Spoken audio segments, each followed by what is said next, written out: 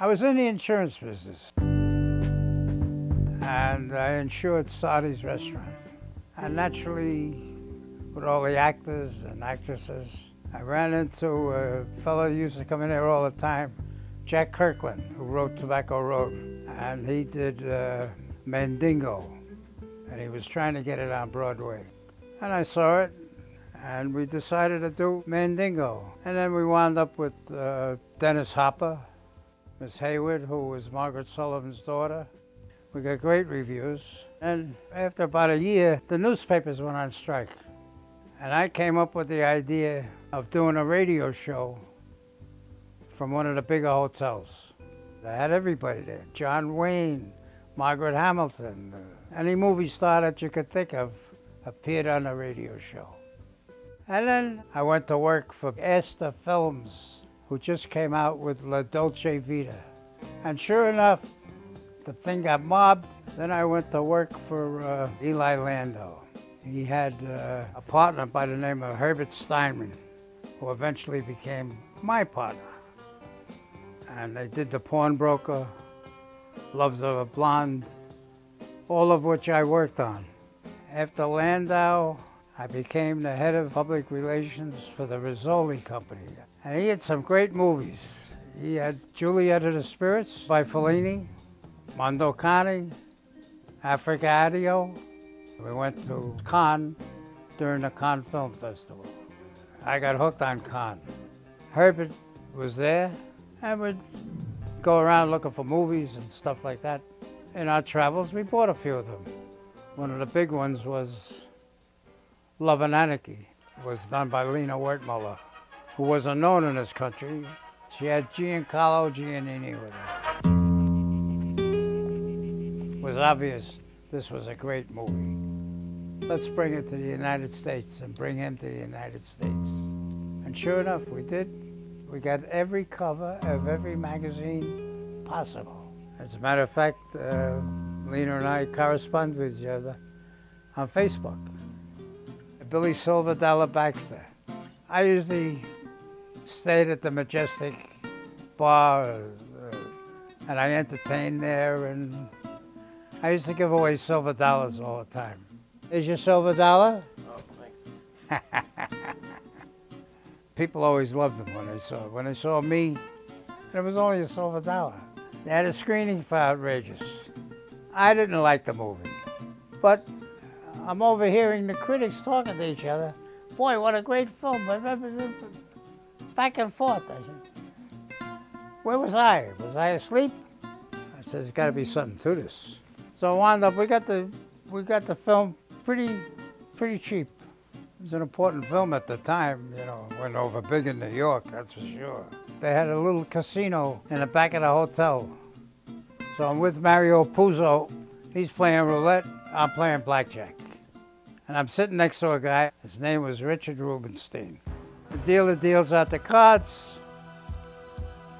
and the fella says to me, he said, boy, I'd love to double down, but I don't have any money.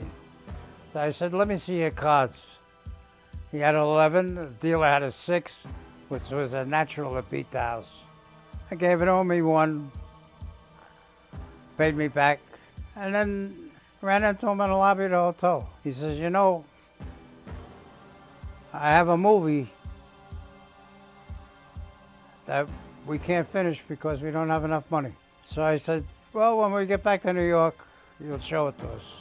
I had no idea what we were going to see. So we go over and see it.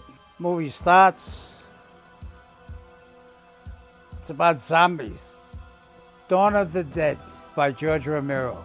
Now Herbert, a beautiful man that he was, we're walking down the aisle, and he says to me, Billy, it's a piece of crap, but it's going to make a fortune.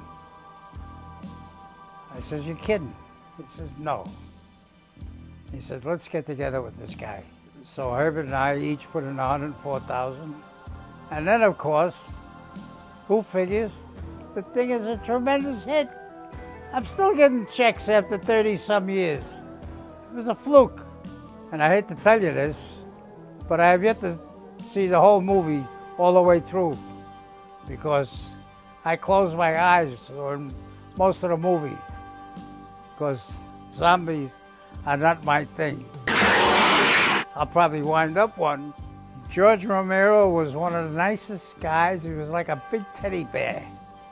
He was a beautiful guy and a very talented director. The head of CBS, a guy by the name of Whistler, did a movie about Khan. It was the worst. So I said to myself, I can do better than this. This is Cannes. For 11 months a year, it's a peaceful fishing town in the south of France. Every May, it turns into a mob scene from the Day of the Locusts. This is the Cannes Film Festival. So I went to Lou Grade. They owned the TV stations, and I told him I could get Rex Reed, I could get Roger Ebert. He's a beautiful guy. He's never let me down, and of course I never let him down. Richard Corliss, I mean the top critics of the country to do the interviews. For best film, then Kagemusha, which is the Akira Kurosawa film. We had everybody in this. And sure enough, when we got back, we finished it off. It was the highest rated show in England. If you notice the DVD, it's beautifully boxed. To me, it was done by a genius. By mistake, I meet this genius, Matt Glasson. I said, look, I don't know the first thing about this, but it was obvious he knew his stuff. And I saw a movie that he did called Love Stalker. Hey there, hey there, hey there. Sorry to bother you, I was just curious. Did you happen to see what just happened outside? And I liked it so much, I said, well, can I have something to do with this? You need any help or anything? Everything is there, it's good acting. Got a few new people in there that are probably gonna go places. You know, it's tough breaking into a business, which is half of the battle. A guy could come out with Ben-Hur if he don't know his way around. He'll be riding the horses up in the Claremont stable on 89th Street. But this thing looks like it can take off. And as a matter of fact, I told him after our first meeting, I said, you're on your way, pal. I mean, you're gonna be something in this business. And I will do anything to make sure that this movie is a success. Nice, sounds good to me. You know, my name happens to mean a lot, especially to a couple of broads.